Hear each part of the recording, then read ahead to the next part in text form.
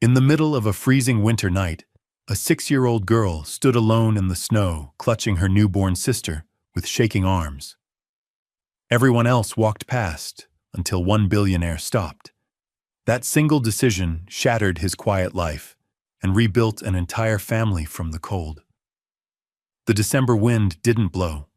It carved. It ran between towers and down Blackwater's glass canyons, dragging snow that used to look pretty until it turned sharp. Until it started to hurt. Vaughn Mercer pulled his black wool overcoat tight and kept walking head down, shoulders square, like a man trained to never show weakness, not even to weather. His phone buzzed again with a board thread he refused to open. The meeting had gone 2 hours over. The investors were pleased. The numbers were clean. His life was clean. Too clean. At 39, he'd built Mercer Arcadia Systems from a basement prototype into a powerhouse. Headlines called him visionary. Podcasts called him unstoppable. But when he stepped into his penthouse at night, the silence called him something else. Empty. 3 years ago, his ex-wife moved to California with their daughter, Helen. Vaughn got holidays and summers and video calls that always ended too soon. His apartment stayed immaculate because there was no one in it who spilled anything. Tonight, his driver was sick, and Vaughn refused to wait for a car service. 15 blocks wasn't far. So he cut through Hawthorne Park. Christmas lights hung in the bare trees like tiny, exhausted stars. They should have felt warm. Instead, they made him feel even more alone, because all that light was meant for families. And Vaughn Mercer was walking home to a palace that didn't laugh. He didn't know it yet, but the night was about to pick him up by the collar and shake him awake. Hard. He heard the voice before he saw her. Small, trembling, but trying to stand straight anyway. "Excuse me, sir," Vaughn turned. Under a street lamp dimmed by swirling snow, a little girl stood near a bench, half buried in white. She looked 6, maybe. Her coat was too thin for the weather, a faded green with a broken zipper. Her hair was dark and damp, stuck to her cheeks. Her hands were bare fingers curled inward like she was trying to hide them from the cold. But it was her eyes that stopped him. Wide, terrified, and determined. Like she'd decided fear didn't get to win tonight. Vaughn scanned the park. No adults, no strollers, no joggers, just wind and snow and the distant blur of traffic. He stepped closer, careful voice low. "Hey, are you lost? Where's your parent?" The girl swallowed hard. Her chin shook once like it wanted to break. But she held it. "My sister," she whispered. "My baby sister is freezing." Then Vaughn saw what she was holding. A bundled shape pressed against her chest, tiny, wrapped in a thin blanket that looked more like a towel someone grabbed in a hurry. The baby's face was red from cold eyes squeezed shut, mouth opening in weak little cries that were fading fast. Not dramatic, not loud, just tired. Vaughn's gut tightened. That quiet was wrong. He'd taken infant first aid years ago when Helen was born. He didn't remember every step, but he remembered this babies should not get quiet in the cold. He crouched, keeping his hands visible, making himself smaller. "Okay. I'm Vaughn. What's your name?" The girl's lips moved like it cost her strength to speak. "Alina," she said. "Alina Hale, and your sister Wren." Vaughn looked around again, harder this time. "Alina, where's your mom, your dad?" Alina's brave face cracked. "Just a little. Mom said she'd be right back." Her voice wobbled. She said, "Wait on the bench." She said 10 minutes. A gust of wind hit, and Alina flinched, hugging the baby tighter. The newborn let out a faint whimper, then went quiet again. Vaughn's pulse spiked. The world narrowed to 2 things: Alina's shaking arms, the baby's thinning breath. He pulled off his overcoat without thinking, expensive wool cashmere lining, and wrapped it around both girls like a shield. "Alina," he said, steady and gentle. "We're going somewhere warm right now." Alina hesitated. every stranger danger lesson fighting her survival instincts. Vaughn met her eyes. "I'm a dad," he said softly. "If my daughter was out here, I'd pray someone stopped." Alina blinked. Tears froze on her lashes. Then she nodded once. Fast. Small. But yes.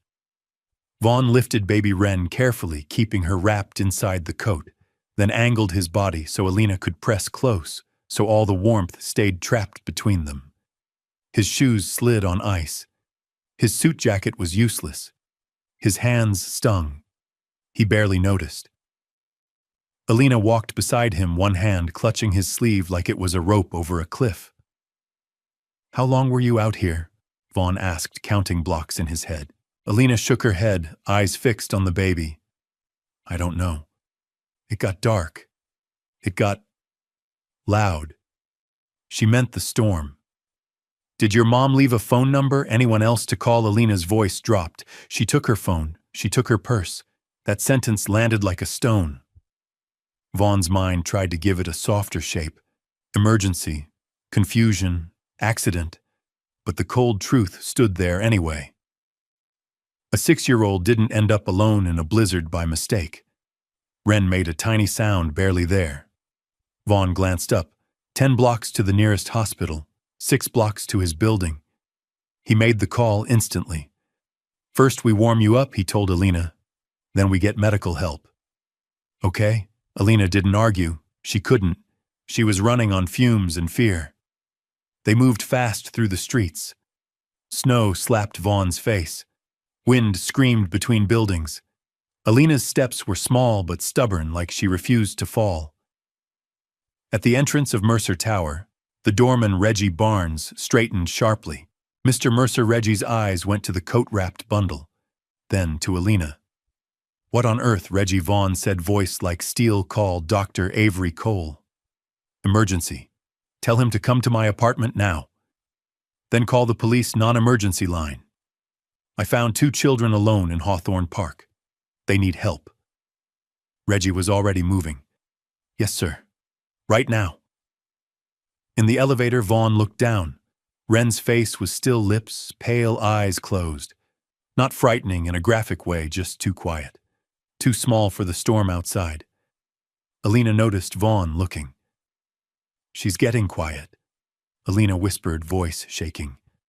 "Mom said that's bad." Vaughn swallowed hard. "You did the right thing," he said. "You found help." Alina's eyes searched his face like she was trying to figure out if he was real.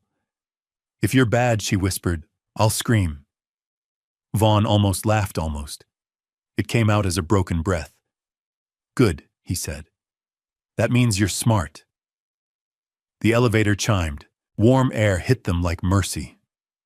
And Vaughn Mercer, the man who could negotiate any room, realized he'd never been so terrified of losing something he'd only just found. His apartment was bright, modern, quiet, like a museum. Tonight it became a rescue station. Vaughn laid Wren gently on the couch, never exposing her to cold air longer than necessary. He kept his movements calm and careful, voice soft, because panic is contagious, and Alina was already carrying enough fear for 2 lifetimes. "Alina," he said, kneeling to her level, "I need your help." "Can you do that?" Alina nodded fast. "Go to that room, my bedroom, and grab every blanket you can find. Big ones, small ones, anything." Alina sprinted, boots thudding on hardwood, and Vaughn turned his focus fully to the baby. He didn't do anything extreme, nothing unsafe, just warmth, gentle rubbing to stimulate comfort, a slow return. He remembered Helen's tiny hands. He remembered how he used to count her breaths when she slept. That dad was still in him. He just hadn't been awake. Alina returned with an armful of blankets that almost swallowed her. Together they created a warm nest, blankets under blankets around a soft barrier that held heat without overheating. Vaughn turned up the thermostat. He set warm water to make safe heat packs wrapped in towels placed near Knot on the baby. Like this, he explained, mostly for Alina, because giving a child a task is sometimes the fastest way to give them hope. Alina hovered close hands, trembling. Is she gonna? Alina couldn't finish. Vaughn looked her dead in the eyes. We're doing everything right, he said, and help is on the way. The doorbell rang. It felt like oxygen. Dr. Avery Cole arrived with a medical bag and a calm face that didn't flinch at crisis. 2 police officers followed, one of them, Detective Mina Park, her posture firm but her eyes gentle. Dr. Cole checked Wren carefully, professionally. No dramatics, no fear-mongering, just quick assessments.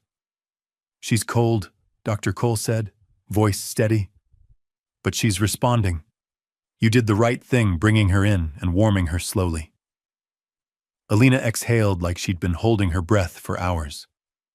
Detective Park crouched beside Alina. Hi, sweetheart. I'm Mina. You're safe now. Can you tell me what happened today, just the parts you remember? Alina's mouth trembled. Vaughn slid a mug of warm cocoa into her hands, careful, supervised, safe. Alina spoke in pieces. Mom said, wait. Mom left. Snow got loud. Wren cried. Then Wren got quiet.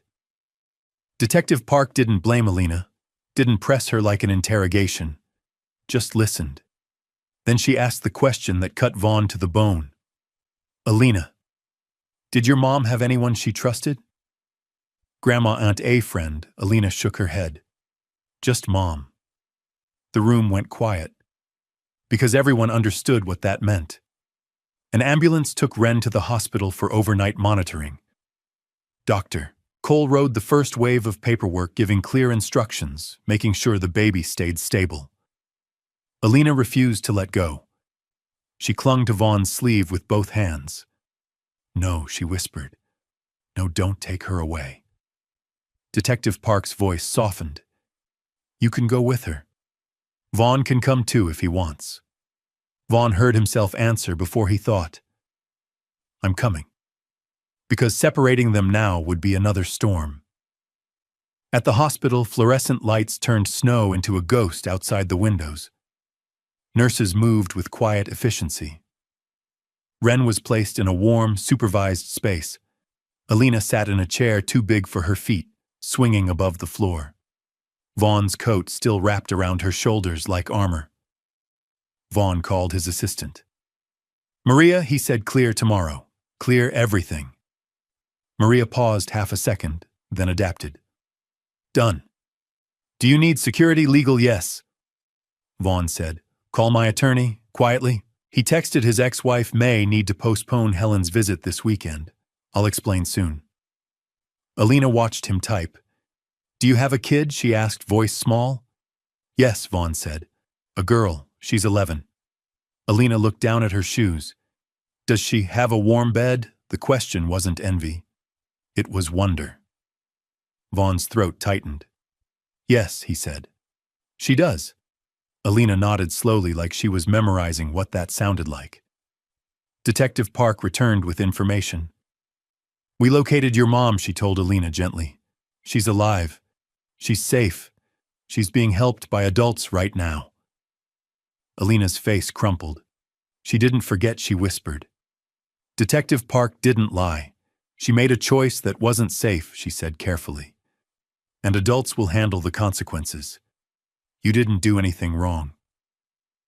Vaughn watched Alina's shoulders shake in silence. No sobbing theatrics. Just a child trying to hold herself together because she thought breaking was dangerous. Vaughn leaned closer. Hey, he said softly. You can fall apart here. It's allowed. Alina looked at him like she didn't understand permission. Then she whispered, barely audible, I tried to be big. Vaughn nodded. And you were, he said. But you're 6. You don't have to be big alone anymore. Alina's tears slid down slow and hot against her cold cheeks. Somewhere behind a glass door, baby Wren let out a stronger cry. Not a scary one, a living one. And Vaughn Mercer realized his heart, his frozen, locked-up heart, was reacting like it recognized something it had been starving for. A reason.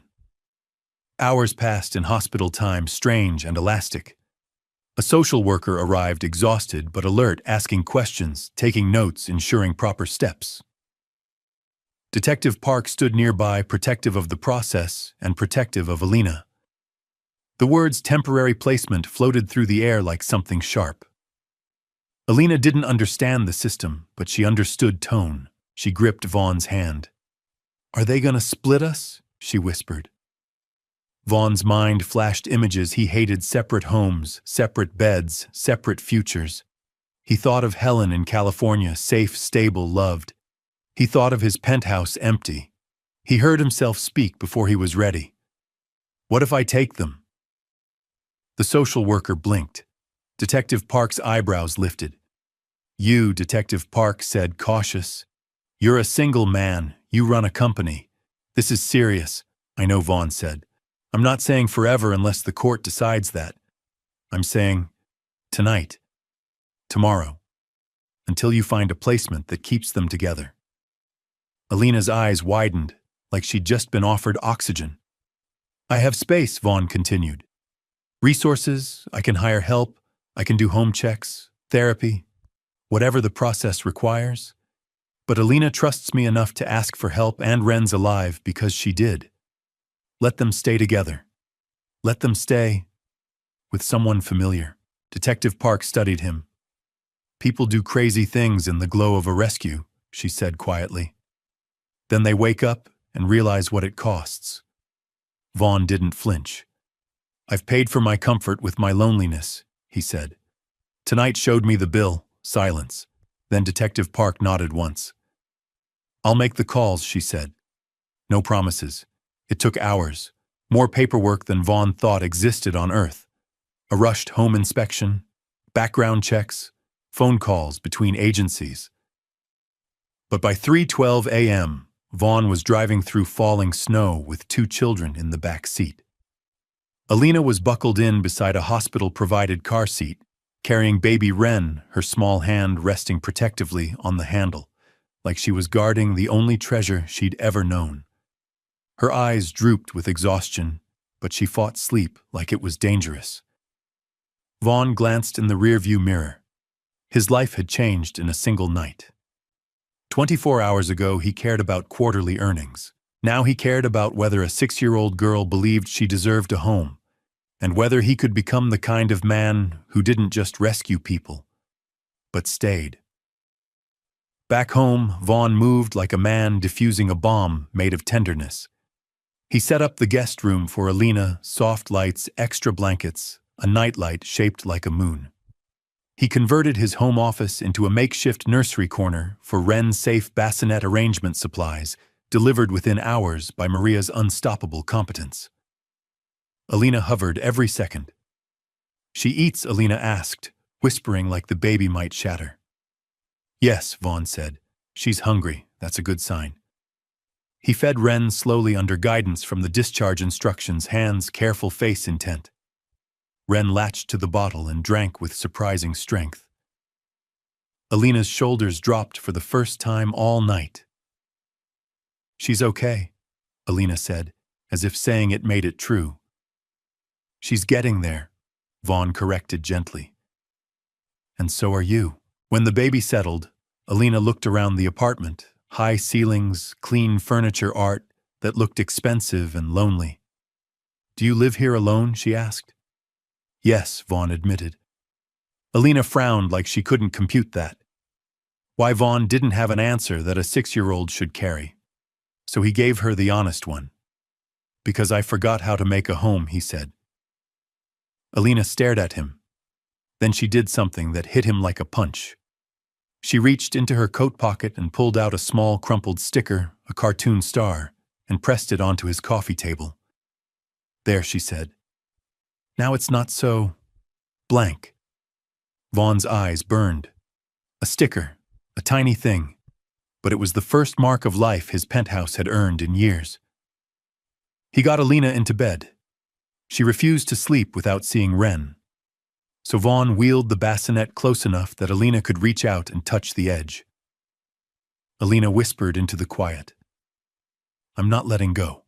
Vaughn sat in the chair by the bed until her breathing slowed. At 5:08 a.m., he collapsed on the couch, staring at the ceiling. He was terrified. He was unprepared. And for the first time in a long time, he wasn't alone. At 7 a.m., Vaughn's phone rang. Maria Sato didn't sound like herself. "Please tell me the articles I'm seeing aren't real," she said. "Did you take in 2 children last night?" Vaughn sat up hard. "How is that already public?" "Someone at the hospital posted," Maria said. "It went viral. You're being called a hero. The PR team is spiraling." Vaughn looked toward the guest room door like he could see through it. Alina and Ren weren't content. They weren't a brand story. "This isn't publicity," he said. "It's protection." "I know," Maria said quickly. "That's why I've cleared your entire week. I'll handle the company. You handle them." Vaughn exhaled. "Thank you," he said. Then he heard small footsteps. Alina stood in the hallway rubbing her eyes, hair messy, holding a blanket that trailed behind her like a cape. "Are we in trouble?" she asked. Vaughn's heart clenched. "No," he said. "You're safe." Alina took a few steps closer. "Are you going to change your mind?" she whispered. That question was the real bruise of her life. Not the snow, not the storm, the fear that kindness was temporary. Vaughn crouched down. "Alina," he said, "I don't make promises fast, but I make them seriously. You and Ren will not be separated. Not while I have breath." Alina stared at him like she was waiting for the trick. Then she nodded once slow, and she went to check on Ren like a tiny guardian clocking in for duty. Vaughn watched her, 6 years old, holding an entire world on her shoulders, and he realized this wasn't just rescue. This was repair. Vaughn hired help the right way, licensed, vetted, experienced. That afternoon, Mrs. Nola Reed arrived, gray hair in a neat bun, warm eyes, the kind of woman who radiated competence. She didn't gasp at Ren, didn't pity Alina. She just stepped in like a lighthouse in rough water. "Show me the routine," Mrs. Reed said. Vaughn did humbly. Mrs. Reed taught him small things that mattered: how to hold a bottle to reduce discomfort, how to soothe a newborn without panic, how to create predictable calm for a child who'd just lost trust in the world. Alina watched every lesson like she was studying for an exam. Mrs. Reed noticed. "Sweetheart," she said gently, "your job is to be 6. Alina blinked. Mrs. Reed smiled. "I'll be the grown-up. Mr. Mercer will be the grown-up. You can just breathe." Alina didn't answer, but Vaughn saw her shoulders relax a millimeter. That night, Alina woke from a nightmare, no screaming, just a sharp little gasp, eyes wide. Vaughn hurried in. Alina sat up, clutching her blanket. "Snow," she whispered. "It's loud." Vaughn sat on the edge of the bed, voice low. "You're inside," he said. "You're warm. Ren's warm. I'm here." Alina's eyes glistened. "Promise," Vaughn swallowed. "I'm here," he repeated. "That's the promise." Alina's breathing slowed. She didn't ask for a toy. She didn't ask for candy. She asked for presence. And Vaughn, the man who used to give gifts instead of time, finally understood what children actually needed. Not things. Not speeches. Just someone who stayed. Detective Park kept Vaughn updated in careful, professional language. Alina didn't need adult details. She needed a child-safe truth. So Vaughn told it like this. "Your mom is sick," he said one evening while they built a blanket fort in the living room, Alina's idea naturally. Ren slept nearby, safe and monitored. Alina frowned. She didn't look sick. Not like a cold, Vaughn said. It's an illness that can make people make unsafe choices, even when they love their kids. Alina's eyes flickered. "She loves us," Alina asked, voice tiny. Vaughn didn't poison a child's heart. He didn't excuse harm either. "I believe she loves you," he said carefully. "But love isn't enough if adults don't get help.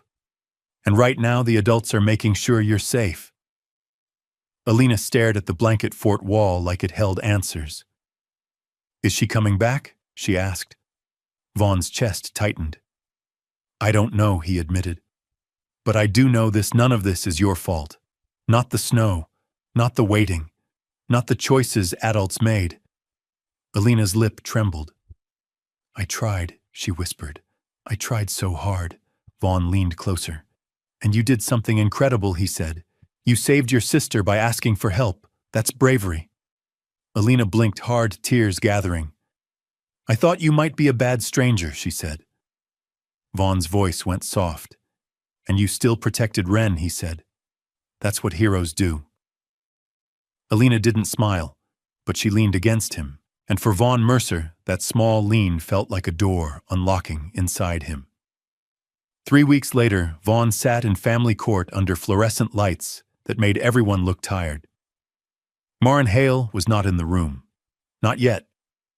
The case moved carefully legally with the child's safety as the center. The judge reviewed reports. Mr. Mercer, she said, peering over reading glasses, Child Services notes that both children are stabilizing in your care. The infant's doctor reports normal progress. Alina is attending school and meeting with a therapist. Yes, Your Honor, Vaughn said. The judge studied him. This is an unusual placement, she said. You understand the reviews, home visits, supervision requirements I do, Vaughn said. And I welcome them. The judge paused. May I ask why you're doing this? The room held its breath. Vaughn looked back at the row where Mrs. Reed sat with Alina.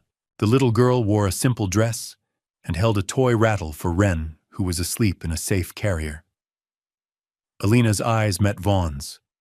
Not begging, just hoping. Vaughn turned to the judge.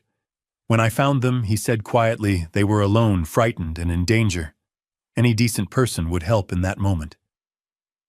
He swallowed, but what I didn't expect was what happened after. Alina has a way of seeing the world that I lost. She reminds me life isn't just spreadsheets and meetings. Wren reminds me how fragile and how precious everything is. He let the truth land. They needed a home, Vaughn said, and I realized I needed one too. The judge's expression softened slightly. Temporary foster custody is granted, she said, with strict oversight. Vaughn exhaled like he'd been holding his breath for a month. Alina didn't cheer. She just closed her eyes for a second, like she was finally letting herself believe the floor wouldn't vanish under her again. Months passed, not like a montage, like work. Real work. Therapy sessions, school mornings, bottle schedules, nightlights, comfort routines, consistency so stable it felt boring. And boredom to a traumatized child is a miracle. One Friday evening, Alina came home with a paper crown from school. I'm the Snow Queen, she announced, solemnly placing it on Vaughn's head. Vaughn raised an eyebrow. Am I? Alina nodded. You're tall. That's the rule. Mrs. Reed laughed from the kitchen. Wren made a little baby sound, like she was trying to join in. Vaughn looked around his living room, cluttered with crayons and a tiny swing seat, a stuffed bunny on the couch, a blanket fort corner permanently under construction. His immaculate home had become messy, alive, and suddenly he realized something that scared him. He loved it. Later that night, Alina asked a question while Vaughn tucked her in. Do you miss your other kid? She whispered. Vaughn's throat tightened. Yes, he said. Every day. Alina nodded slowly. Maybe she'll like us, Alina said, like she was trying to be brave again. Vaughn stroked Alina's hair gently. She will, he said. And if she needs time, we'll give her time. Families grow, they don't snap into place. Alina's eyes drifted shut. And Vaughn sat there in the dark, thinking about Helen. Thinking about what he was about to ask of her. Not to replace anyone. Not to compete. Just to expand her heart. When Helen arrived for winter break, Vaughn stood at the airport gate like a man about to step onto a new planet. Helen ran into his arms, tall for 11 bright eyes, the same stubborn chin as Vaughn. Dad, she said, breathless. Why didn't you tell me everything? He pulled back, studying her face. I didn't want to dump it on you through texts, he said. I wanted to explain in person. Helen's gaze sharpened. Mom said you adopted strangers, she said, half skeptical, half curious. Is that true? Vaughn winced at the phrasing, then nodded gently. They're not strangers anymore, he said. But yes, I'm caring for 2 kids who needed help. Helen crossed her arms. Do I have to share you? The question was honest, not cruel. Vaughn knelt so he was eye level. You never have to compete for me, he said. You're my daughter. That doesn't change. Helen held his gaze like she was testing for cracks. Then she nodded once. Okay, show me. At home, Alina stood behind the couch like a cautious deer. Wren was on Mrs. Reed's shoulder, safe supported. Helen stepped inside and froze, staring at the baby. She's tiny, Helen whispered. Alina's voice came small. Hi, Alina said. I'm Alina. Helen looked from Alina to Vaughn. This is real, she said softly. Vaughn nodded. It is. Helen walked closer, slow and respectful. She crouched in front of Alina. Do you like science? Helen asked, because 11-year-olds can sense pain and don't always know how to address it directly. Alina blinked. Yes. Helen grinned. Me too. I built a volcano once that exploded too hard, and my mom banned baking soda forever. Alina's mouth twitched, almost a smile. Then Wren made a tiny noise, and Helen's entire face softened. Can I hold her? Helen asked Mrs. Reed, careful. Mrs. Reed guided her, safely supporting the baby, properly sitting position, supervised. Helen cradled Wren like she was holding something sacred.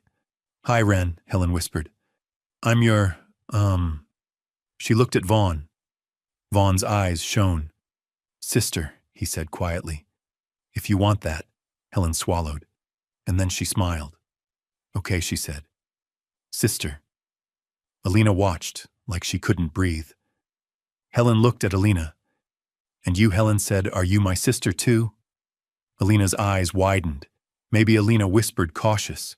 Helen nodded like that was fair. Then I'll earn it, Helen said. Alina stared at her. And then, like a candle catching, Alina smiled. Small. Real. Vaughn turned his head fast, pretending he had something in his eye. Because a billionaire CEO could survive any boardroom, but this nearly broke him in the best way. A year after the blizzard night, Detective Park requested a meeting. Not at Vaughn's home, not near the children. Proper, safe, controlled. Alina and Wren's mother, Detective Park said, has been in treatment programs and consistent support. She asked to speak through the system. Vaughn's stomach tightened. What does she want? He asked. Detective Park's expression was careful. She says she wants what's best for them, she said. And she believes that might be you. Vaughn sat back hard. He didn't hate Maren. He didn't romanticize her either. He held one truth: children deserve safety. Detective Park slid a folder forward. She's requesting to voluntarily terminate her parental rights, Detective Park said quietly. So you can adopt. Vaughn stared at the folder like it was a bomb. Why would she do that? He asked. Detective Park's eyes softened. Because sometimes loving your children means admitting you can't be what they need, she said. Vaughn exhaled slowly. What about Alina? He asked. What do I tell her? The truth, Detective Park said. Child-safe truth. That her mom is getting help and loves her but wants her to have stability. Vaughn nodded, jaw tight. He wasn't going to erase Maren. He wasn't going to let Maren's past rewrite Alina's future. When he got home, Alina was building a tower of blocks with Helen while Wren kicked her feet in a bouncer. Alina looked up. Bad news, she asked instantly. Vaughn crouched. Big news, he corrected. Alina's hands froze. Is my mom coming? Alina whispered. Vaughn's chest ached. No, he said gently. Not right now, but she wants you to be safe forever. Alina's eyes shimmered. Safe. Forever, she echoed like she didn't believe that phrase existed. Vaughn nodded. It means, if you want, he said, voice unsteady, I could become your dad. For real. Legally. Permanently. The room went quiet. Helen held her breath. Alina looked at Wren, then back at Vaughn. You won't send us away, Alina whispered. Vaughn shook his head. Never, he said. Not if I can help it. Alina's face crumpled. She lunged forward and wrapped her arms around Vaughn's neck like she was afraid the world might steal him. Wren squealed softly. Babies don't understand words, but they understand love in the air. Helen wiped her eye quickly and pretended it was dust. And Vaughn Mercer, who once had everything except warmth, held his two girls and realized he'd been rich in all the wrong places. Snow drifted past the courthouse windows, like the city was trying to whisper an apology. Vaughn Mercer stood in the hallway outside family courtroom, four suit-pressed hands knot. He'd closed billion-dollar deals without sweating, but today his palms were damp. Not from fear of losing money, fear of losing people. Alina Hale, 6 years old, hair-brushed but still wild at the edges, sat on the bench swinging her feet that didn't touch the floor. She wore a simple navy dress and tights Mrs. Nola Reed had picked out with careful warmth. Alina's eyes kept flicking to the door like it might suddenly change its mind. Beside her baby, Wren, now a sturdy, bright-eyed toddler, clutched a soft bunny and babbled like she owned the building. Wren didn't understand court. She understood faces, and Vaughn's face had become her map of safety. Helen Vaughn's 11-year-old sat on Alina's other side. She wasn't trying to be cool today. She was trying to be steady. Every so often she leaned over and whispered a joke into Alina's ear, small, harmless jokes that made Alina's mouth twitch upward like her heart was practicing how to believe. Detective Mina Park stood nearby in plain clothes, arms folded watchful in that quiet way that said, I'm here. Nothing sneaks past me. The social worker checked a final page of documents, then gave Vaughn a nod. It's time. Inside the courtroom was simple. No drama, just a judge, paperwork, and the weight of a decision that would change 3 lives forever. Vaughn sat at the table and felt Alina's small hand slip into his. She didn't grip hard. She just held on like she'd learned the difference between panic and trust. The judge reviewed the file in a calm, measured voice. Mr. Mercer, you understand the legal responsibilities of adoption. Yes, Your Honor. You understand this is permanent, yes. The judge's gaze softened slightly as she looked toward Alina. Alina, sweetheart, do you want Mr. Mercer to be your father? It's okay to take your time. Alina froze. Her eyes shimmered. She looked at Wren, then at Helen, then back at Vaughn. For a second, Vaughn saw that blizzard night behind her eyes, the bench, the waiting, the fear that warmth was always temporary. Vaughn didn't push. He didn't promise anything flashy. He just turned his palm up on the table. Alina placed her hand in it. Yes, she whispered. I want him. The judge smiled. Then it is ordered. Alina and Wren are now legally your children, Mr. Mercer. Vaughn's breath broke quietly, like relief finally found a place to land. Alina didn't cry loud. She just leaned into Vaughn's side like she'd been holding herself up for years and could finally rest. Helen wiped her eye and muttered, Okay, wow. Allergies. And Wren, completely unaware of paperwork and judges, clapped her hands and squealed as if she knew the only truth that mattered. They were going home. Together. The penthouse changed in quiet, unstoppable ways. Not overnight. Not like a movie montage. More like a slow sunrise light creeping in where Vaughn Mercer used to keep everything sealed. A week after the adoption, Alina taped a crooked paper sign to the refrigerator with purple marker, The Mercer Home. Vaughn stared at it longer than he meant to. Home. A word he'd owned in square footage but never in feeling. Wren toddled through the living room in fuzzy socks, laughing whenever she fell onto the rug, like gravity was a joke told just for her.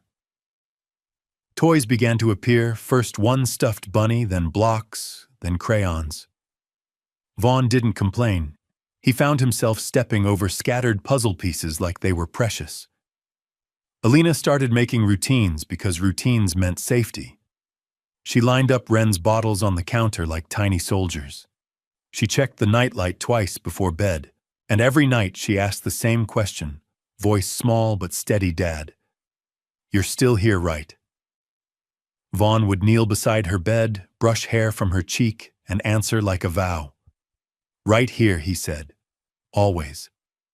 Mrs. Nola Reed watched all of it with a soft smile, the kind that said she'd seen broken homes become whole before. She guided without taking over.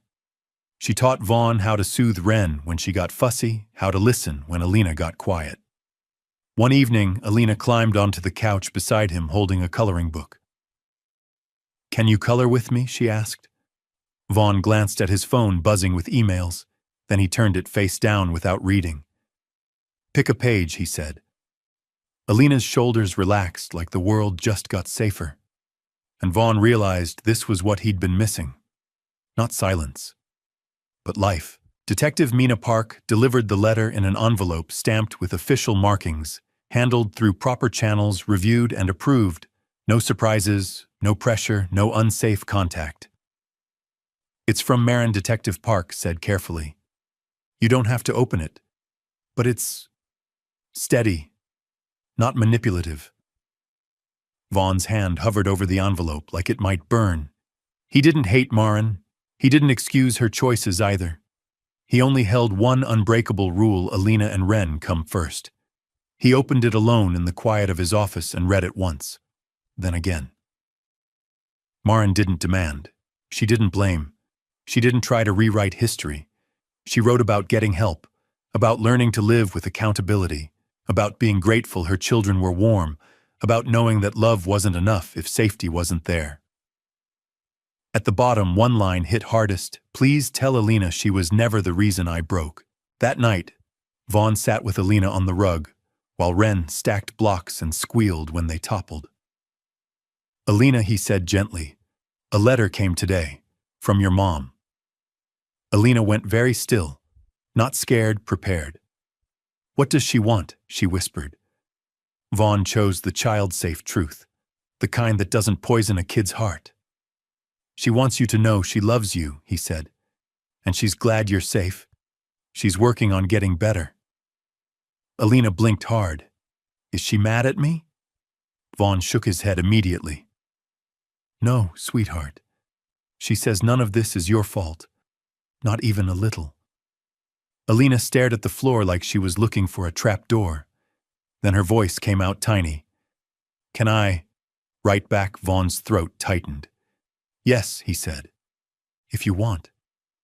Alina wrote 3 careful sentences in wobbly letters. I'm safe. Wren is safe. I hope you get better. When she finished, she looked up like she'd just handed the world something fragile. Vaughn took the paper like it was gold. You did good, he whispered. On the anniversary of the blizzard night, Alina asked for something Vaughn didn't expect.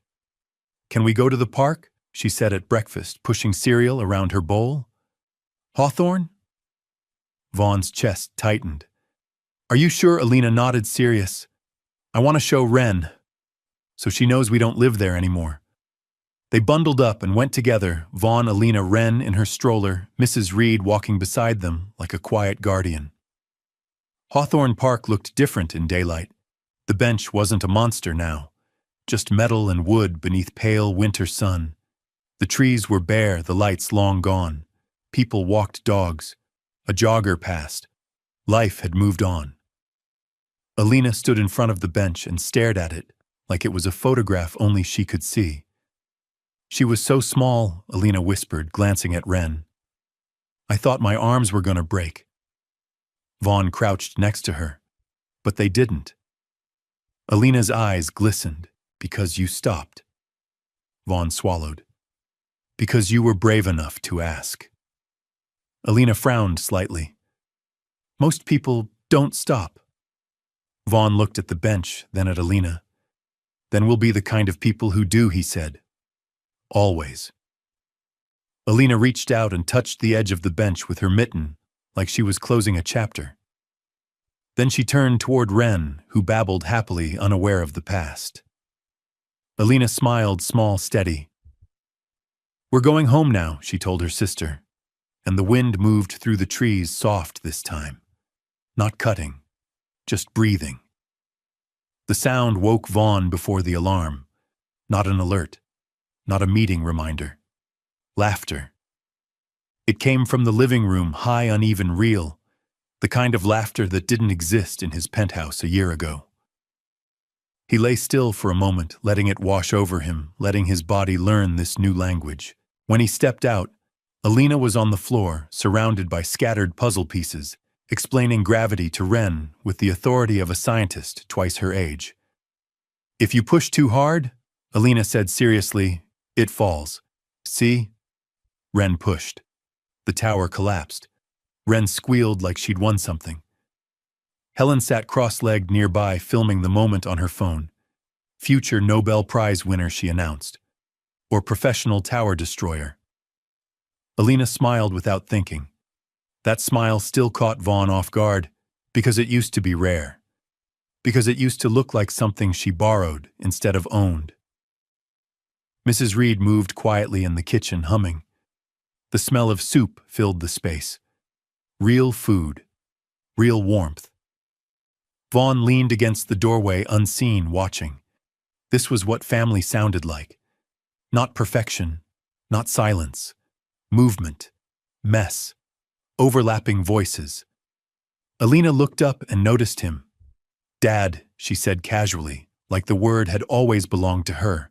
"Can you help with homework later? The future spoken without fear. "Of course," Vaughn said. Alina hesitated, pencil hovering. Then she asked the question that still lived in the back of her throat. "You're not gonna send us away one day, right?" The room stilled. Helen looked over. Mrs. Reed paused. Vaughn didn't rush the answer. He crossed the room and knelt in front of Alina, steady present. "Alina," he said gently, "families don't work on trial periods, not real ones." Alina searched his face, not for lies, but for cracks. "You're mine," Vaughn continued, "and I'm yours. That doesn't disappear." Alina nodded slowly, absorbing it like something fragile but true. "Okay," she said. "Just okay." But her shoulders relaxed. Her breath deepened. Ren crawled over and pressed her forehead into Vaughn's knee, babbling like she was adding her signature to the moment. Helen smiled softly. "Yeah," she said. "He's stuck with us." Vaughn laughed, a real, unguarded laugh that surprised even him. Later that night, when the apartment finally settled into sleep, Vaughn walked through the rooms. Toys on the floor. Crayons on the counter. A science poster taped crooked in the hallway. His immaculate life had been ruined, and he had never been more grateful. Because family, he realized, wasn't something you controlled. It was something you chose every morning, every question, every moment you decided to stay. The world, of course, wanted a headline. A billionaire rescues abandoned children. A modern fairy tale. A miracle. Vaughn refused most interviews. When he did speak, it was brief and deliberate. "This isn't about me," he said. "It's about child safety. About adults doing their jobs." Some people were disappointed. They wanted drama. They wanted tears on camera. They wanted a hero they could consume. Vaughn gave them boundaries instead. He donated quietly, funding foster programs, emergency housing, therapy resources. No press releases, no plaques, because Alina was watching. One afternoon, Alina came home from school holding a flyer. "Dad," she said, "they're doing a thing about helping kids who don't have homes." Vaughn crouched. "And what do you think about that?" Alina thought hard. "I think adults should stop walking past." The words landed deep. "Yes," Vaughn said. "Exactly that." Alina nodded like she'd just confirmed a law of the universe. That night, after Ren was asleep and Helen was on a video call with her mom, Alina sat beside Vaughn on the couch. "People keep saying you're a hero," Alina said quietly. Vaughn tensed, careful. What do you think? He asked. Alina shrugged. You just stopped. Vaughn smiled sadly. That's all I did. Alina looked up at him, eyes clear. That's more than most. Vaughn felt the weight of it, not praise but responsibility. Because stopping wasn't a one-time act. It was a habit. And habits build lives. Later, Detective Park stopped by with updates, routine, procedural calm. Everything stable. Everything moving forward as it should. You did good, she told Vaughn at the door. You know that, right? Vaughn glanced back into the living room where Alina was reading to Ren, voice soft, patient. I'm still doing it, he said. Detective Park smiled.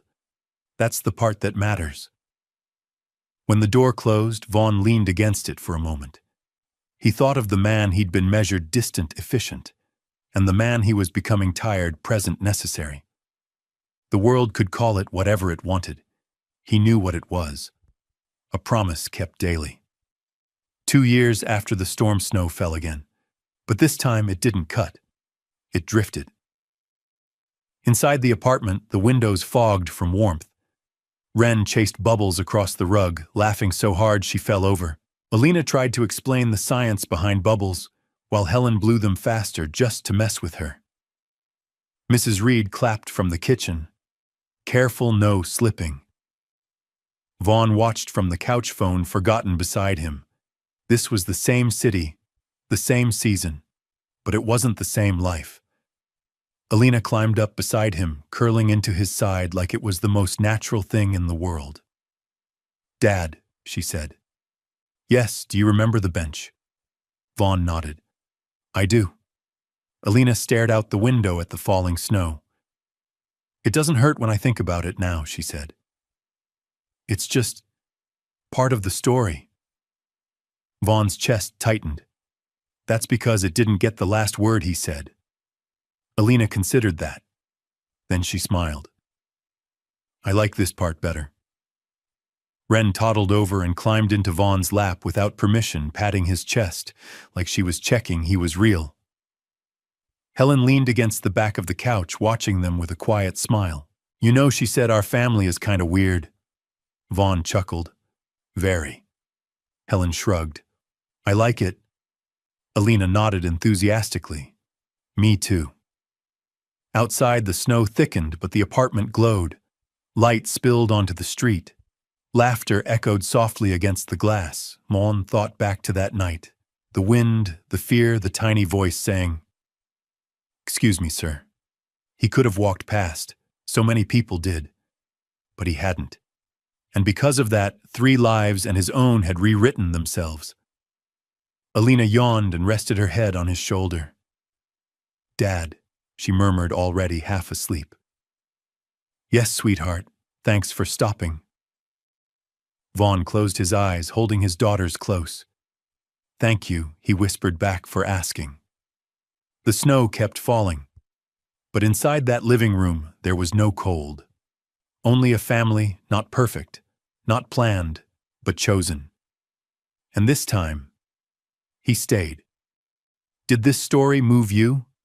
Share your thoughts in the comments and rate this story from 1 to 10. Don't forget to like, share, subscribe to the channel, and click the bell icon so you don't miss other heartwarming stories. Click on the last screen to see the next emotional chapter waiting for you. See you in the next story.